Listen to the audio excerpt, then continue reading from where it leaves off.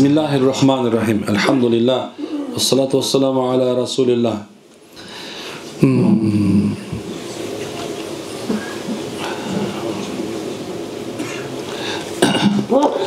Demek Peygamber sallallahu aleyhi ve sellem aytkan ekan. İnne ahabbal a'mal ila Allah Teala el-hubbu fillahi vel bu'du fillahi. Rawahi Ahmad ve Abu Davud. Бұл жерде Алланың елшісі Пайғамбар саллаллаху алейхи ва саллям айтқан, шындығында дейді, инна деген сөз арабта өте көп қолданылады, бірақ инна деген шындығында, поистине, албетте деген сөз болып есептеледі. Бұл сөздің өзгөчөлүшү екен Пайғамбар баса белгилеп айтып атат. Баса белгилеп айтуу деген нерсе, бұның мааниси чоң деген сөз. Бұның маанилүүлүгү өтө бийик деген сөз. Пайғамбар жөнүндө осият айтып аткан жок. Ойнып айтып аткан жок. Бул нерсенин эмнеси бар деп аткан? Мында эртең күндө сен үчүн пайда бар. Кыла турган болсоң, тыйыла турган болсоң, иншалла мында некен ошол зыяндан кутуласың деген сөз. Аллахка жагымдуу болгон амалдардын эң жакшысы бир адамды Аллах үчүн жакшы көрүү, ошондой эле бир адамды Аллах үчүн жек көрүү деп айткан экен. Эгерде бирөөнү жакшы көрсөң, ушундай жакшы көр, Аллах үчүн жакшы көр. Аллах үчүн деген сөз ушереки Кудай үчүн, Кудайдын пендеси болгон үчүн. Мисалы алса аялдарыңар Алланын кулдары, пенделери. Демек ошону алгандан кийин сен Аллах үчүн жакшы көр, анын кемчиликтери менен кошо жакшы көр. Алгандан кийин бул менин аманатым экен деп жакшы көр. Бирок ошол некен ал аялган, мен ушундай жакшы мамиле кылып атам, эми бул мага жакшы мамиле кылыш керек деп жакшы көрүш керек эмес экен. Ошондой аялдар дагы күйөөгө тийгенден кийин күйөөсүн Аллах ыраазы үчүн жакшы көрсүн. Андан бир нерсе күтпөсүн. Мен мындай жакшы көрдүм, мынча амал кылдым, мындай кылып атам, бул мага мындай кылып бербей атат дебестен, эгер Алла экөөнүн ортосундагы махабаты Аллах үчүн боло турган болсо, Алланын түзмө-түз жардамы, Аллахтан түзмө-түз жакшылыктары, берекеси, куту ошол жерге келе берет. Качан эркек менен аял бири-бирине бир мойнуна билген милдеттер менен, милдеттенүү менен, бул мен жакшы көрдүм, бул да жакшы көрүш керек. Бул мага белек бериш керек, мен буга бердим, бул мага бериш керек. Дегенди айтканда ата-андашы болуп кете турган болсо, анда субханалла анын ортосунда шайтан кирди деген сөз экен. Ошо шайтан киргенден кийин ал жерде некен жүрөктөн бири-бирине болгон байлануу жоголот. Ошондой эле субханалла бир башка бир досун дос болгон, Аллах үчүн дос болгон. Аллах жакшы, Алла Тааланын ыраазылыгы үчүн, Аллахым жакшы көргөн үчүн, ушул достчулук Аллага жаккан үчүн. Аллага анын пайгамбарына чыныгы Аллах үчүн болгон достчулук жагат. Ал эми мындай айтканда бири-бирине эч бир байлоосу жок дегендей, мындай бир ортодо бир дүнүйө маселеси менен, бир субханалла коркуу маселеси менен дос боло турган болсо, ал дос эмес. Ал экөө партнер болуп калышы мүмкүн. Бирок партнер да болбой калышы мүмкүн. Эгерде партнерлор некен, эгер чыныгы Аллах үчүн ошону иш кылам дебесе, ал жерден береке пайызга чыгып кеткен. Демек, дос болуу дагы, сүйүү дагы некен бир гана Аллах үчүн болуш керек экен.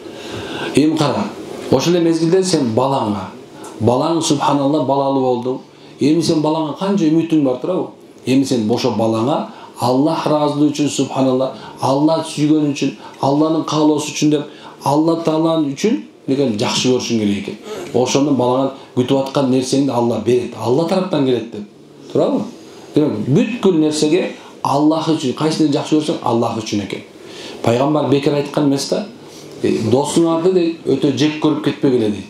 Ал бир күн силерге дос болуп калышы мүмкүн, ал күн силерге деген мындай бир дос болуп калышы мүмкүн. Ал эми душманыңарды өтө мындай досуңарды өтө сүйүп кетпегиле, душманыңды өтө жек көрүп кетпегиле. Бирөө душман болуп калышы мүмкүн, бирөө дос болуп калышы мүмкүн экен.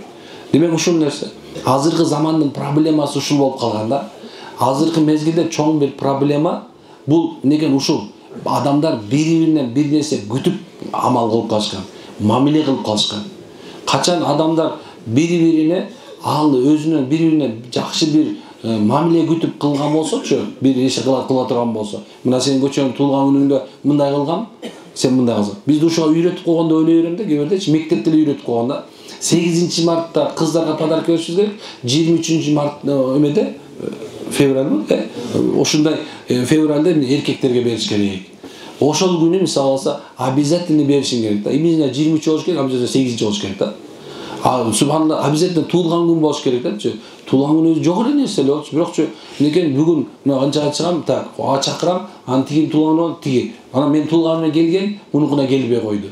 Тигиникине бар катышкан, буга бербей койду. Бизде субханалла катыш, мамиленин бардыгы тең бир нерсе күтүлүү менен болот. Жосо денежный отношение деп коет го, мында бир акча менен мамиле кылып калганбыз. Бизде бардык нерсе ушундай бир нерсе байланган. Шерде деле ошондой. Баягы тигинин коозун жегенбиз, эми бул мага кооз союп бериш керек, туурабы? Бажалар чогулат, субханалла, калпилесилер, баштырмашабыз деп коет калпилеч, бажаларчы. Баштырып алар жөн эле бири-бирине күтөт. Баягыдан мен машина алган болчумун, мен тиге бир нерсе берген болчумун. Тиге берип бирин алган болчумун. Мен мусулманчылыкта акча берип катышыш жок негизи. Акча берип субханалла бири-бирине тиге $1000 берген, мага 1100 бериш керек. Ушундай деген нерсе жок.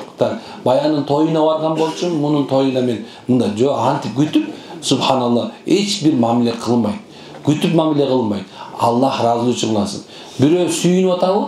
Ошонун сүйүнүчүнө тең ортоктош болосуң. Ассаламу алейкум. Машаллах. Сүйүнчүңүз кут болсун.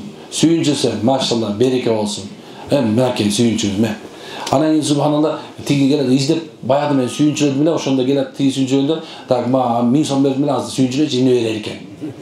Деген нерсе менен сүйүнчүлөш, жок ошондой мамиле кылуу, бир нерсе мамиле күтүү. Бул субханалла өтө бир жаңылыштык. Исламда жок. Көп айтышат мына азыр аш тойлорго барып атасыңар. Барганда эмне экен, обязательно 5000 сом, 10 000 доллар, жоксо $100 алып барышыңар керек болуп калыптыр. Жок. Мен дайым айтып берем. Мисалы, мен өзүм катышканда кандай кылам? Бирөөнүкүнө барам, бирок акча бербейм. Анан кийин бирөө тиги айтам, таксыр мен экөөбүз мындай эле катышалы. Качан мен чакырганда жөн эле келесиң. Проблемаң жок да.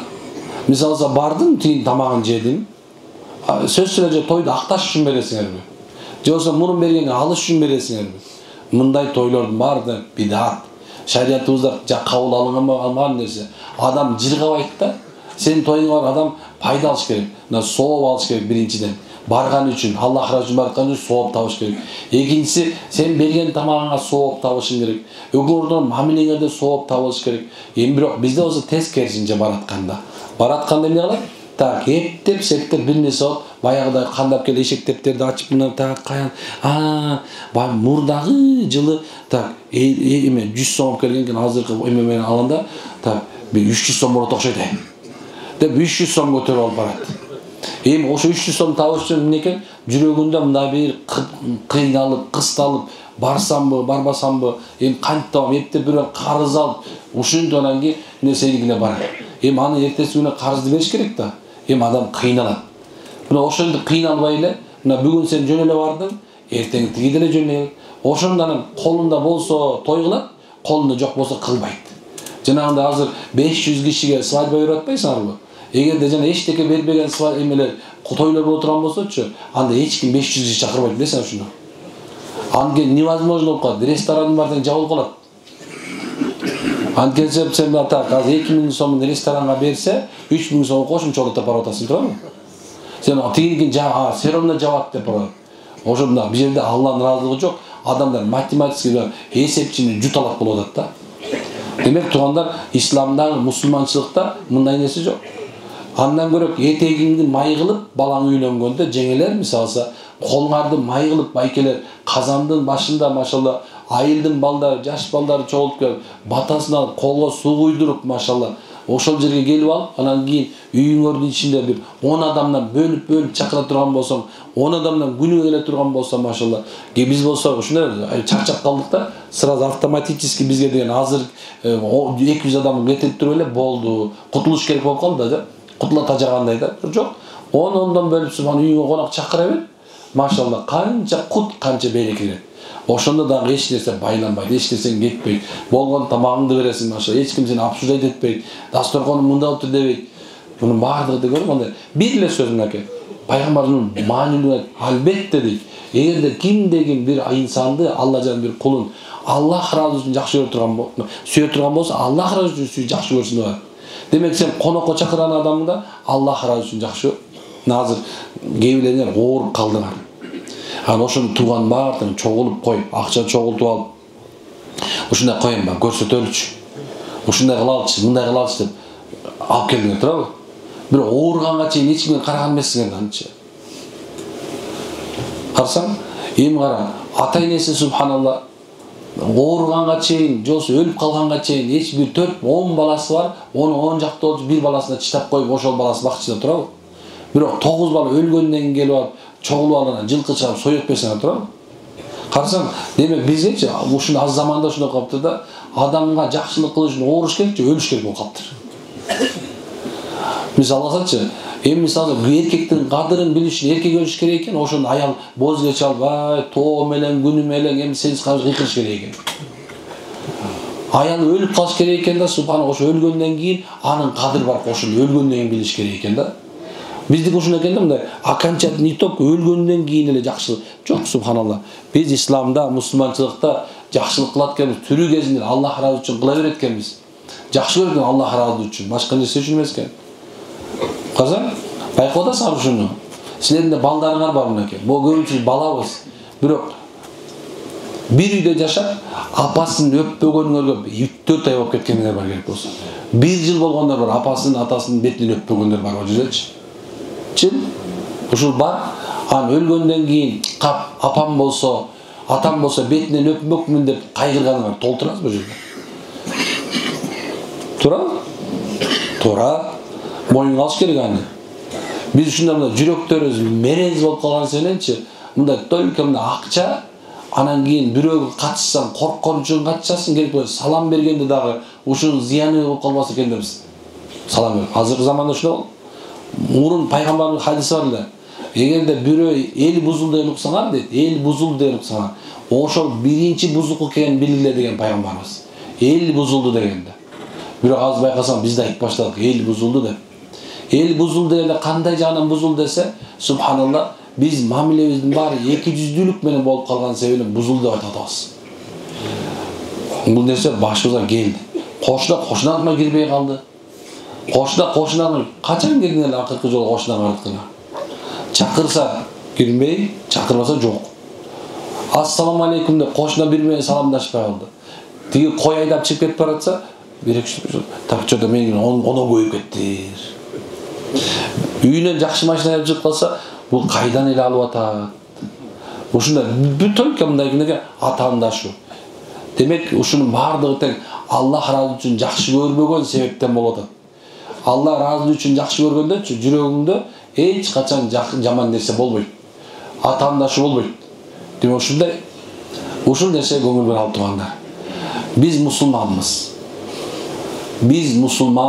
Ким экенбиз, машалла? Мусулманбыз.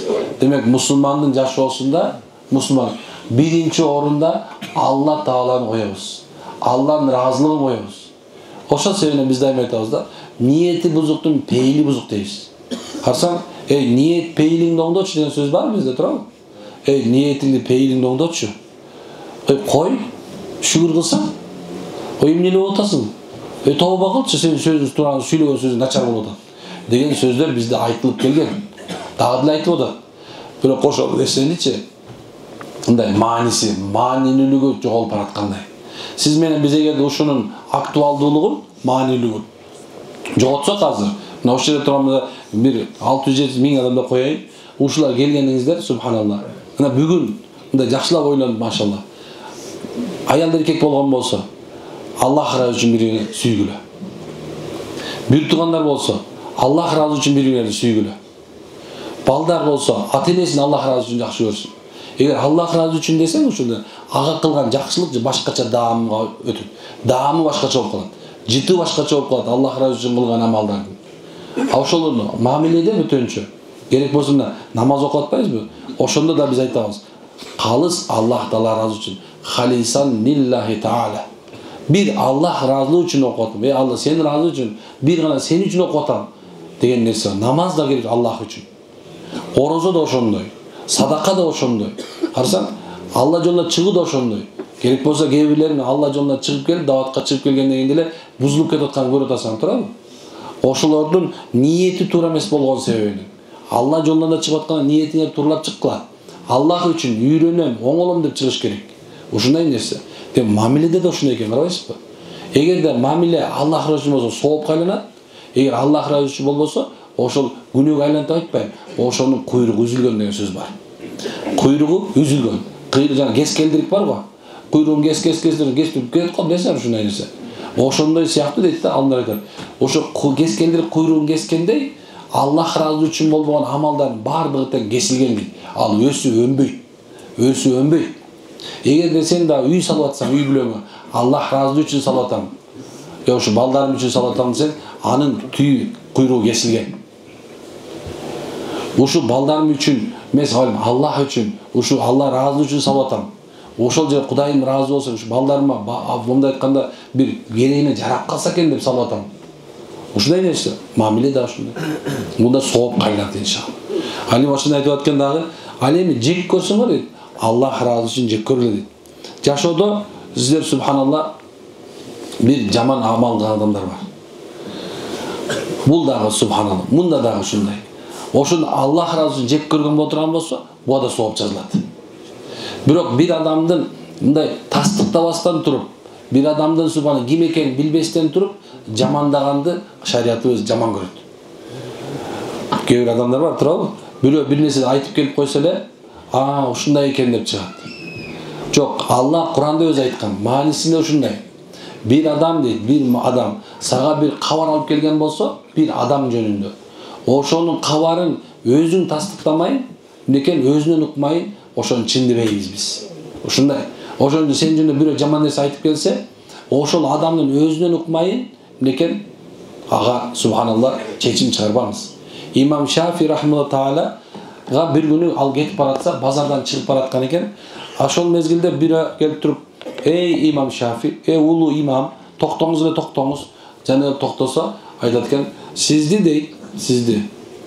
Дейт киякта мешіттен чыгып кеткен базардын тиги башында бир адам сизди ушундай бир катуу адамдардын арасында жамандап атат. Имам Шафи бул кулдун баласы, күңдүн баласы деп атат. Сиз ак сөөктөрдөн эмес деп атат" дегенде. Мындай карап туруп, "Аттың дүнүйө" деп айткан экен. "Ооба" дейт. "Мен кулдун анан күңдүн баласымын" деген экен. Бул жерде мааниси ушул эки, биз баарыбыз кулбуз, баарыбыз күңбүз Кудайдын.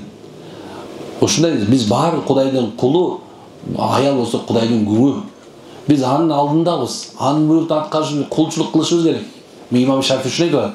"Аттың дүнүйө ошо мен кулмун, мен күңдүн баласымын." Бирок дейт, бир адам базардын тиги башында мени көздөй жааткан экен дейт. Жаанын огу мага жетпей келип туруп кулап жерге сайылып калган экен дейт. Эми сен ошону жаанын жебесине алып келип туруп, менин жүрөгүмө атып салдың деген экен. Карасаң кандай нерсе. Кээ бир адамдар бар да, туурабы ушундай. Жүрөккө кайра жетпей калган окту бар матыргандар бар. Аябай көп. Аябай көп субханалла.